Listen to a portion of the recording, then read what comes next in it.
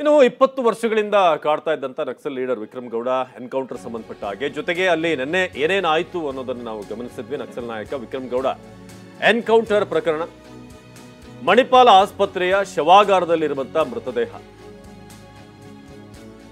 ಬೆಳಗಿನ ಜಾವ 5 ಗಂಟೆಗೆ ನಡೆದಂತಹ ಮರಣೋತ್ತರ ಪರೀಕ್ಷೆ. ವಿಕ್ರಮ್ ಗೌಡ ನ್ಯಾಯಾಧೀಶರ ಸಮ್ಮುಖದಲ್ಲಿ ಮರಣೋತ್ತರ ಪರೀಕ್ಷೆ ನಡೆಯಿತು.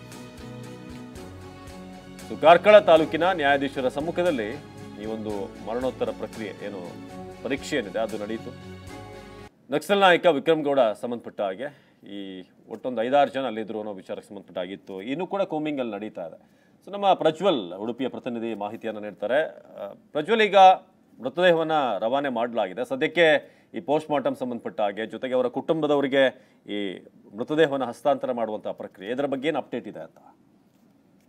ಖಂಡಿತವಾಗ್ಲೂ ಅವಿನಾಶ್, ಈ ಒಂದು ನಕ್ಸಲ್ ಮುಖಂಡ ವಿಕ್ರಮ್ ಗೌಡ ಒಂದು ಎನ್ಕೌಂಟರ್ ಪ್ರಕರಣಕ್ಕೆ ಸಂಬಂಧಿಸಿದಂತೆ ನಿನ್ನೆ ಮೃತದೇಹವನ್ನ ಮಣಿಪಾಲದ ಒಂದು ಮೋರ್ಚರಿಗೆ ತರಲಾಗಿತ್ತು.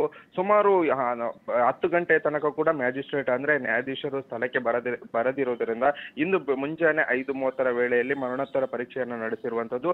ಆದ್ರೆ ಕುಟುಂಬಸ್ಥರು ಈ ಒಂದು ಮೃತದೇಹವನ್ನ ಪಡೆದುಕೊಳ್ಳಲು ನಿರಾಕರಿಸುತ್ತಿದ್ದಾರೆ ಎಂಬ ಮಾಹಿತಿ ಕೂಡ ಸದ್ಯಕ್ಕೆ ಲಭ್ಯ ಆಗಿರುವಂತದ್ದು. ಅಂದ್ರೆ ಪ್ರಮುಖ ಕಾರಣ ಕೊಟ್ಟಿರುವಂತದ್ದು ಏನಂದ್ರೆ ನಮ್ಮಲ್ಲಿ ಹಣ ಇಲ್ಲ ಎಂಬ ಮಾಹಿತಿಯನ್ನು ಒಂದು ಹೇಳಿಕೆಯನ್ನು ಕೂಡ ಮನೆಯವರು ಕೊಟ್ಟಿದ್ದಾರೆ ಎಂಬ ಮಾಹಿತಿ ಸದ್ಯ TV9ಗೆ ಲಭ್ಯವಾಗಿರುವಂತದ್ದು. ಯಾಕಂದ್ರೆ ನಿನ್ನೆ ಸಂಜೆ ವೇಳೆ ಒಂದು ಮೃತದೇಹವನ್ನ KMC ಆಸ್ಪತ್ರೆಗೆ ತಂದಿದ್ರು ಕೂಡ ಮನೆಯವರು ತುಂಬಾನೇ ತಡವಾಗಿ ಆ ಒಂದು KMC ಆಸ್ಪತ್ರೆಗೆ ಬಂದಿದ್ರು. ಆದ್ರೆ 10 ಗಂಟೆಯ ತನಕ ಕೂಡ ಪೊಲೀಸರಾಗಿರ್ಬೋದು, ಅಧಿಕಾರಿಗಳು ಕೂಡ ಸಾಕಷ್ಟು ಅಲ್ಲಿ ಕಾಯ್ತಾ ಇದ್ರು. ಆದ್ರೆ ನ್ಯಾಯಾಧೀಶರು ಕೂಡ ಸ್ಥಳಕ್ಕೆ ಬರಲಿಲ್ಲ. ಆದ್ರೆ ಇನ್ನು ಮುಂಜಾನೆ 5:30 ವೇಳೆ ಮರಣೋತ್ತರ ಪರೀಕ್ಷೆಯನ್ನು ನಡೆಸಿರುವಂತದ್ದು.